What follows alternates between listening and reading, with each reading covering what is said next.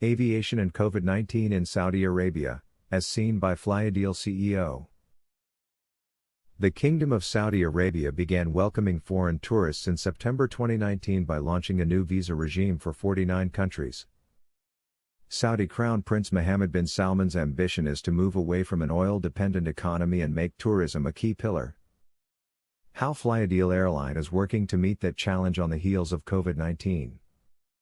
Richard Maslin of Kappa Live spoke with Khan Korfiatis, CEO of Saudi Arabian airline flyadeal, the Middle East's newest airline based in Jeddah, which started up in 2017. They discussed the change in focus for the country to tourism, meeting the challenges of COVID-19, and how a young airline can help the nation to achieve its aviation goals. Following is the transcript of their discussion. Richard Maslin. Welcome to this latest airline CEO interview as part of the Kappa Live series. Today, I'm going to be speaking to Khan Korfiatis, the CEO of flyadeal, a Saudi Arabian airline that's part of the Saudi Group. Khan, welcome to Kappa Live. Khan Korfiatis. Hi, Rich. How are you doing? Good to see you again. Richard Maslin. I'm good. Thank you. So, over the next 30 minutes, we're going to have a little bit of chat about aviation in Saudi Arabia.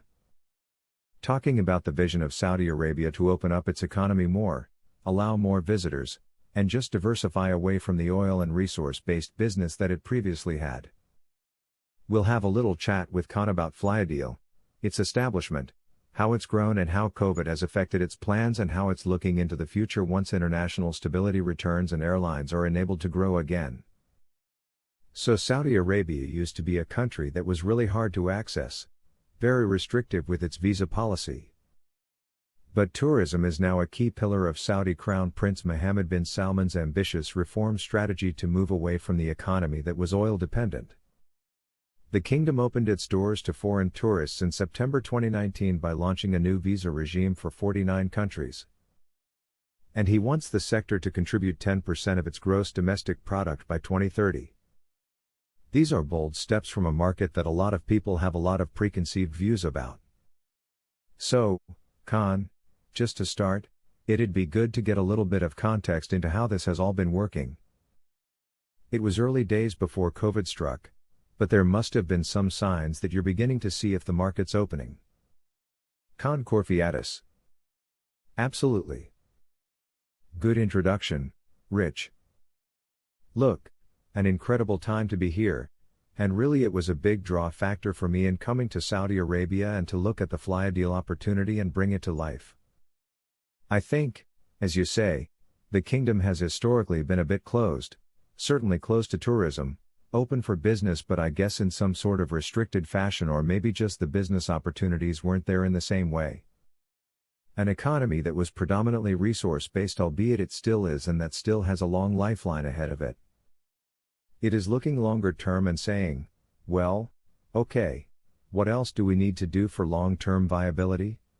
And really this is a country outside of being rich in resources, rich in so many other things.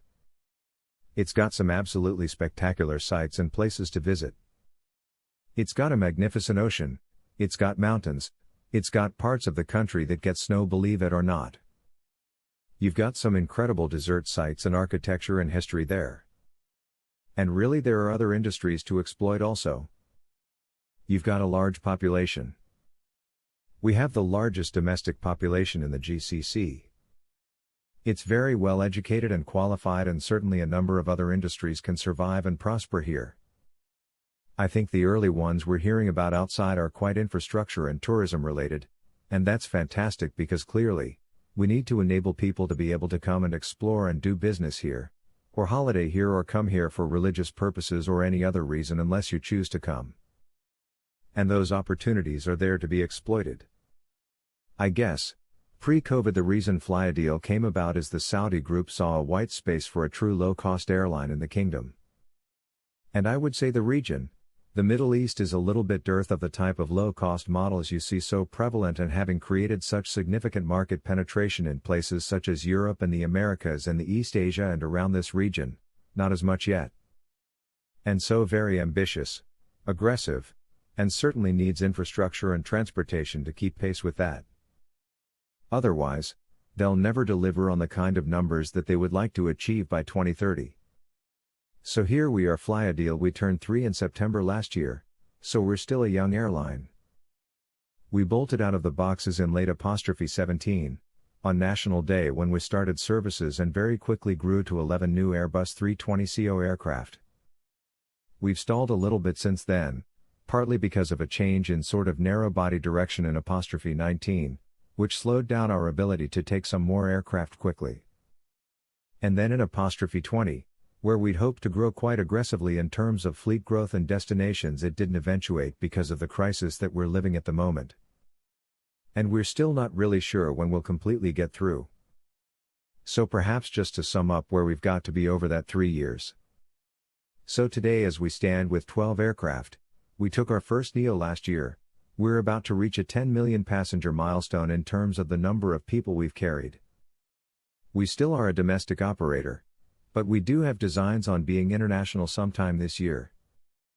So domestic, and we've become in that time frame the second largest airline domestically, which really for the period we've been around is really quite an amazing feat. And a testament to the market really being ready for a true low-cost product and the public taking to it. Richard Massillon. It's really interesting, Con. And obviously, you mentioned about a large growth and looking very positively. Obviously the start of 2020 hit everybody with a lot of shock. No one was anticipating what had happened. How did this impact you?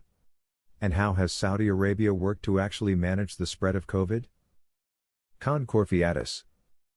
There's been no playbook for what we've lived through in 2020, and the world has had to innovate and adapt and be really agile considering the dangers being faced in terms of how you, well, I guess as a humanity, but also as a geography and business as well, we were no more or less immune than anywhere else. We went into a complete lockdown in late March. It started it being internationally locked down. That was, I think, about the third week of March, and not even a week later we became domestically locked down as well. So, all flights into and out of the kingdom and domestically in the kingdom and all public transportation ceased effectively overnight, and that lasted for about 2.5 months domestically. On the 31st of May we were allowed to come back domestically. But just before I get to that period, I think in that lockdown period, it was quite severe. And we had curfews, people couldn't travel more than 2 kilometers from home base, and lots of measures that you saw in many parts of the world. The kingdom moved quickly and swiftly and quite conservatively in terms of the measures being adopted. And really, I think the tremendous results and low COVID statistics we've had here since last year are a testament to those measures being appropriate, as much as they might have been frustrating from a business point of view and other points of view where people are really avid travelers here, for example, and to be completely locked down to something quite foreign here locally, so we had to get through that period. Conservatively, domestic flights were reintroduced at the end of May. We had COVID measures, we still do on board. In our case as a narrow-body operator, we're not allowed to sell the middle seat, and on the wide-body flights they can't sell a seat next to a seat sold. And so, there's been onboard restrictions. There's obviously been measures around airports themselves and how you flow in and out through different checkpoints on and the like, and the airports were slot constrained. We were only allowed to come back to 20% of the frequency in the beginning, and that's progressively ramped up. So, it's been a slow introduction, but remarkably, what we've found is a very robust appetite for domestic travel. Business came back. Religious traffic was still depressed because the main religious sites over on the side of the country we live in were still closed. So initially it was business. There was a bit of an audible 0:08 and 42 seconds, coming back, and interestingly a development of a domestic tourism business given people couldn't travel internationally. And so fast forward about a year on now, we're back to, at least in flyadeal's case, to about 90% of the frequencies we were doing before. And since day one, actually through that build-up, our flights have been full. The seats we're allowed to sell we fill, and that's not just our experience, but it's the other local airlines' experience as well. It's been a very robust domestic market. And in our case, we're blessed in that we were just a domestic operator pre the lockdown. We hadn't embarked on an international journey nor have a significant portion of our fleet that was dedicated to international. So, we've done remarkably well in a very, very difficult environment to the point where flyadeal has kept its full staffing through the crisis, kept everybody employed and kept everybody busy. And we're very fortunate to have been in a market and an operator of the size that we've been able to achieve that, so we're pleased. We're looking forward hopefully to some brightest skies ahead this year, but it's still a bit early to tell. Richard Massillon. Well, it's a really positive story when we compare some of the problems that other airlines have faced. So that's really encouraging. You mentioned about international. Now the theme of Couple Live this month is about international. And we'll move on to that in a moment. But I just wonder, you say that demand has returned. Are you seeing any changes to the trends from passengers? Are booking windows changing? Are you seeing different routes being higher in demand than previously? Concorfiatus. Yeah. Good question. We have an unusual booking pattern here anyway, certainly compared to other parts of the world before coming here. It's a very late booking market. That was the case in normal days, remarkably so. So, I look at the European airlines and what they generate in sales ahead of a summer season around this time of the year. We could only dream we could sell that far out here. It doesn't happen. People typically book in the last 7 days, and a big chunk of that comes in the last 3 or 4 days. So that behavior's come back, and it's not a surprise, it's what we were used to. So, it's fine, and that's at least pleasing to say. So, in that sense, it's come back in a normal behavioral sense. In terms of where people are traveling to, Jeddah, Riyadh is one of the busiest routes in the world traveled. And that's come back very strongly, and that's been driven a lot by business size, but also, we've had some local events as things have become a little more stable in the latter part of last year and the numbers were way down.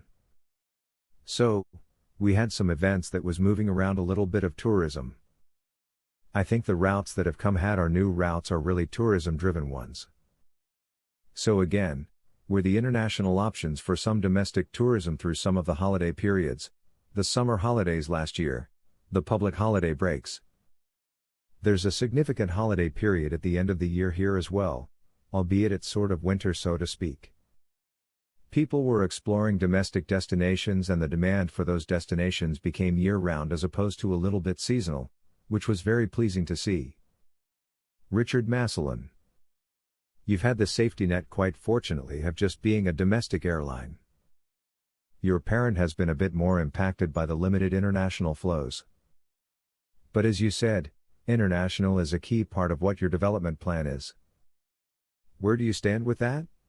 Obviously, it must be quite difficult to start preparing ahead when there's so many restrictions still in place, and we don't know when they're going to be lifted. Concorfiatus. Very difficult, Rich. I think it's all about agility. I think, look, our sister company, parent company, has a substantial wide-body fleet, and you can't really deploy that domestically to a great degree. And that poses obviously far more significant challenges than what we have as purely a narrow-body operator, and obviously a significantly smaller fleet as a young airline as well. So, we're blessed in that sense. We do have commitments for aircraft, and we start taking from our direct order book with Airbus Neos from April this year, and they're coming relatively aggressively over the next 2 years and actually into the next 5 or 6 years. And we do need to find more flying for them. I think insofar as a chunk of that going into the domestic market, we're not too stressed.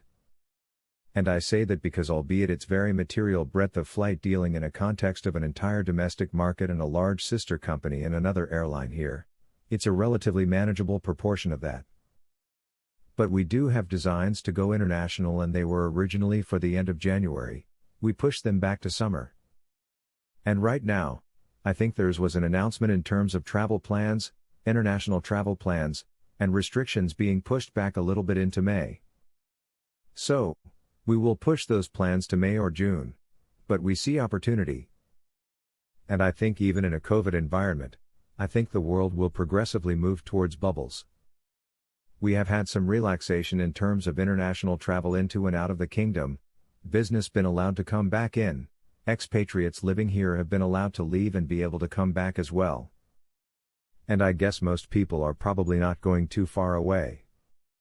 And we really see those bubbles being predominantly within the region in the early days. And then depending on the speed of getting past the pandemic and enough people being vaccinated and the like, longer haul will be a little bit further away. But having now international operation, we can turn our sights to being relatively within the region, and that's a logical place for us to start. So, we definitely see with the fleet we have coming this year, we will embark on international during 2021, and it will be relatively close to home to start with. Richard Massillon. Okay.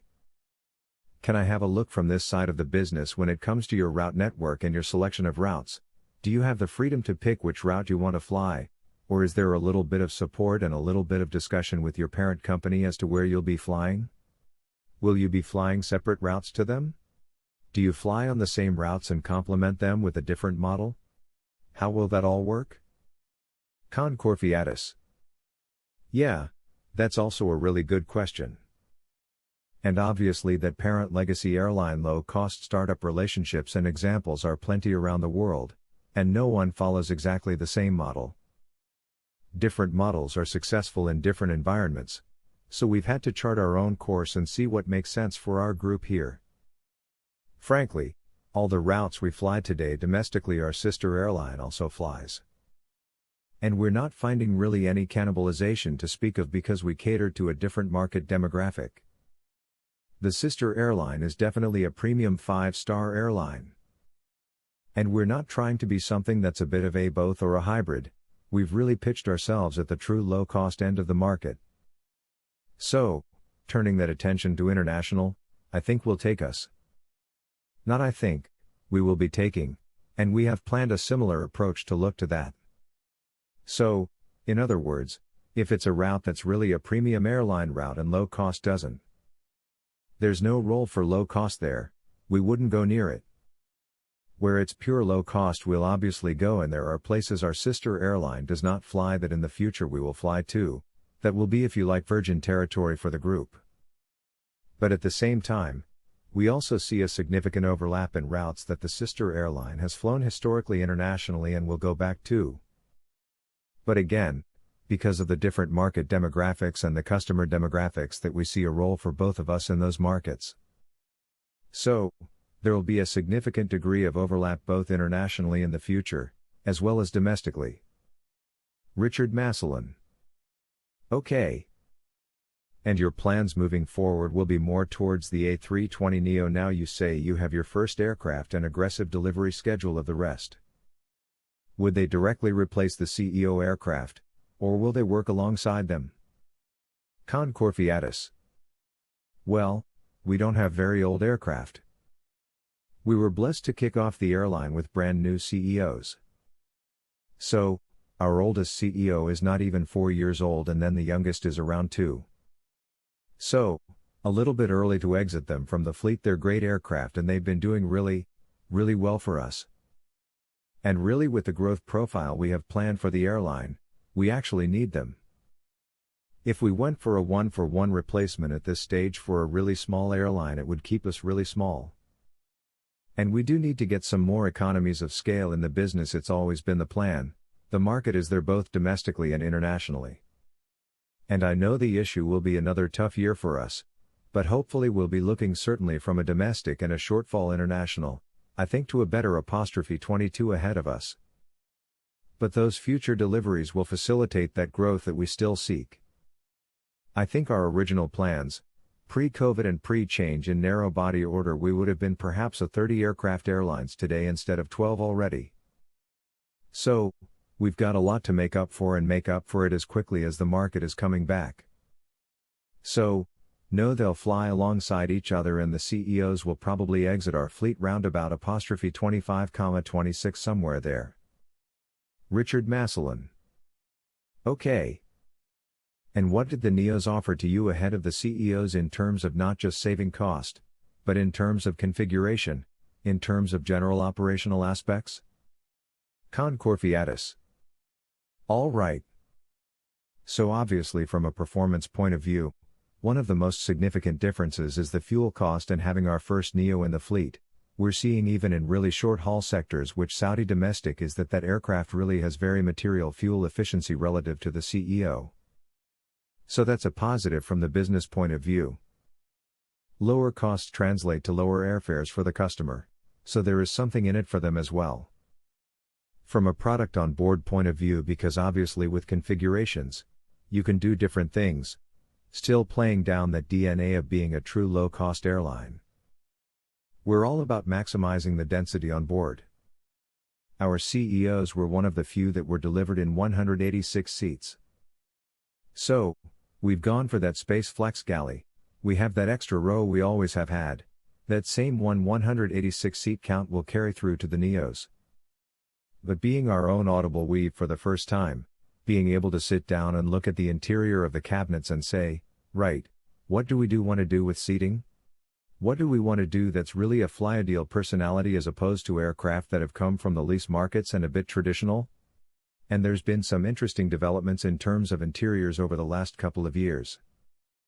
So, I don't want to say too much yet because we'll do that closer to the first delivery of the aircraft.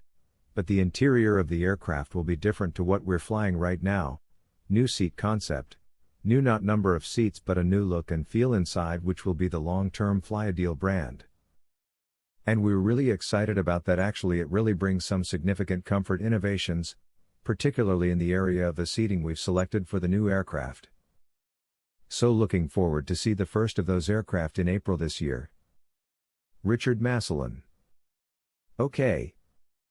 I think that will be interesting for us all to see and dates to put in our calendars to mark off when it comes.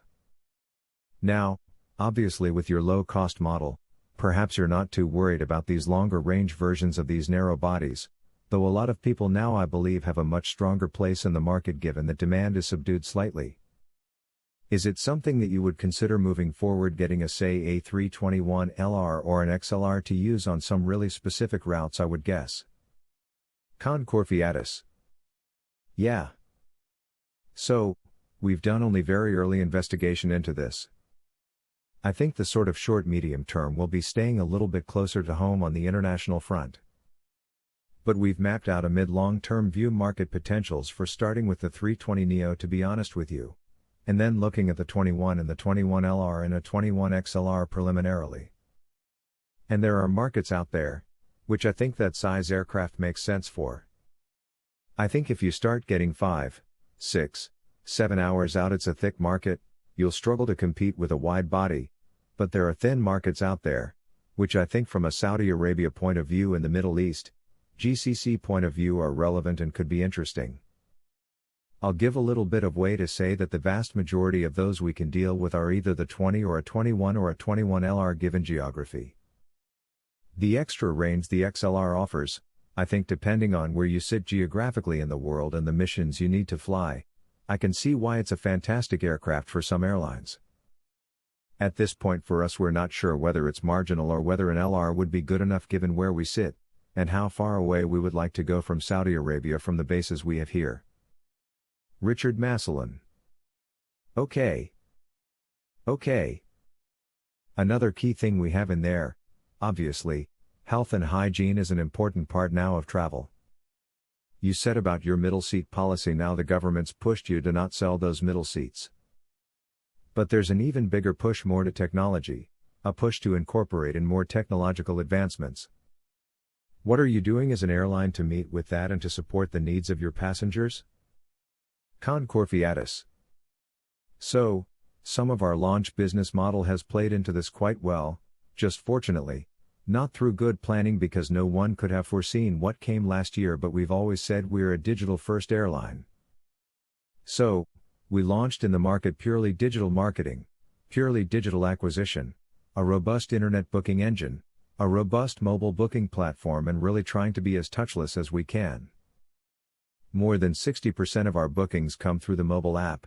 People can download their mobile boarding pass and use that at the airports and scan. And we don't see them at the check-in desks unless they've got a bag they want to drop off.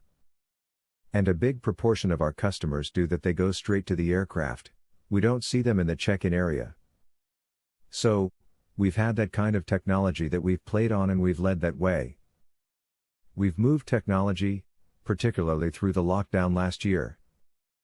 We've innovated in other ways, in terms of the customer front technology around how we deal with the call center, a lot of self-serve options being available. We had to close the call center, so we thought, well, how do we keep some semblance of that going to the extent that we're servicing customer needs? And we did that through building them the mobile. Our customer engagement centers, we call it, because actually it's multi-purpose. It does quite a few things, not just a call center. Our staff can work from home permanently, and we've put all of that technology in place. I think onboard the aircraft for a period of time, we've removed onboard catering. We're looking to reintroduce that. We're looking at some technology where we sell through a mobile platform on board as well, so it becomes cashless. People aren't picking up magazines and brochures to read through anymore, that'll all be digitally, so we're moving down that track. You spoke about COVID measures, perhaps just a little bit to touch on that as well. Outside of not selling the middle seat, the aircraft is completely sterilized on each turn, actually after every sector, not just at the end of the day. And our crews, we've got them appropriately PPE'd in masks and glasses and gowns and the like, and all of that stuff available for our customers on board as well. I think I see some more developments coming in the era of the airports. The airports here are finally being upgraded. We've got a beautiful new terminal in Jeddah. Most of the world doesn't know about it because it wasn't open for that long before we went into COVID, but in time people will get to know it. And there's more being invested in the infrastructure, the airport infrastructure around the kingdom, and some big new terminals in the pipeline as well in different parts of the country. And that's really exciting, and I know because we're engaged with the airport authorities around just how much they want technology to be a driver through the whole airport experience. So, we're coming from a little while back, but we're going to be applying some catch-up pretty quickly, but we aren't seeing the fruits of all of that yet, but it is coming soon. Richard Massillon. Okay. That goes on nicely to what my next question was, to look at airports. We've had a panel of this month on the airport side. As a low-cost carrier, you talk a lot about the airports, big new terminals looking really good. But what is it that you actually want from the airports, and are you getting that in Saudi Arabia? Concorfiatus. That's a very good question. So, look, historically, without a full DNA low-cost airline in the kingdom, the airports have never really looked at themselves and say, okay, what does a true low-cost airport terminal look like? Or a section of the airport or the model? Until the new Jeddah Airport terminal opened, for example, we never even had aerobridges. It was bus gates to everybody regardless of what style of airline you're flying. So that's changed dramatically, obviously. The airports that are existing haven't really been designed with this model in mind. As I say, being a new model, it's unlike Europe and others that have had them for 20 and 30 and 40 years, and you have had airport development in that time frame for it to start to evolve.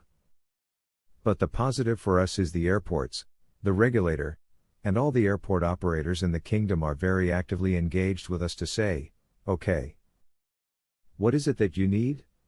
And we do have improvements and changes and additions in mind on new terminals coming along. What do you need for your business model, and how many aircraft do you see it having? And we're planning all of this jointly. One of the really nice things I've seen come out of the Vision 2030 program for the kingdom is the whole aviation ecosystem together to think as a family unit. And therefore, everyone is equally motivated and energized by how does the whole thing come together, because it's about Team Saudi Arabia selling itself to the world. And if we're disjointed and people come and have the wrong experience, that's not the impression we want people to have when we're looking at that side of visitation numbers we want to ultimately drive to. And we want to deliver, and will deliver, best in class, and a seamless experience in terms of the different models and the different airlines and the different terminals and the like. So, it's all ahead of us, Rich. There's a lot of work to do, but that's part of the excitement of being here. Richard Massillon. I think it's really encouraging to look at what is going to happen in Saudi Arabia over the next 5 years. Obviously, COVID has come at just the wrong time, just when everything was going, opening the doors, trying to be positive that time will now come. Just to finish off where we're running short on time here is I'd just like to think, what have you learned over the last year? We weren't really prepared for COVID and it's affected us quite badly in our own lives and in business life. But as a CEO of an airline, what have you learned over the last year that you will take forward to think, okay, I need to be better prepared? What can I use go forward? Con fiatus. Yeah, you did say we're shorter time, right? It's a whole story. Let me try and do it a little bit of a nutshell. A profound care for customer than perhaps more in ways we never thought we'd have to think about our customers before. That's one of the most telling. I think the same applies in terms of a profound care and duty of care for our people, our staff, who have gone out there and been at the front line and provided a required service to keep the world going in the economy. I think certainly agility. We've always said this airline. I remember a former CEO I worked for at one of the major global airlines years ago had a term he used to like to use, which he called the constant shock syndrome. And that's been a factor in aviation ever since there's been an industry. I guess we've taken it to a whole new level during 2020. So it's driven the agility to a level we've never had before to improvise. It's certainly accelerated automation. And I see that now. We're not going to step away from that as an industry around the world. There were parts of the world that were pretty on that front anyway, others a little bit less though. But it's forced all of us on the whole industry, I think, to get very much on the front foot of automation. And whatever we thought we would do over a 1 to 5, 8-year, 10-year life cycle, we now want to do it in 3 months, 6 months, a year, 2 years, 3 years. So, I'd say certainly they're the key things. #rebuilding travel.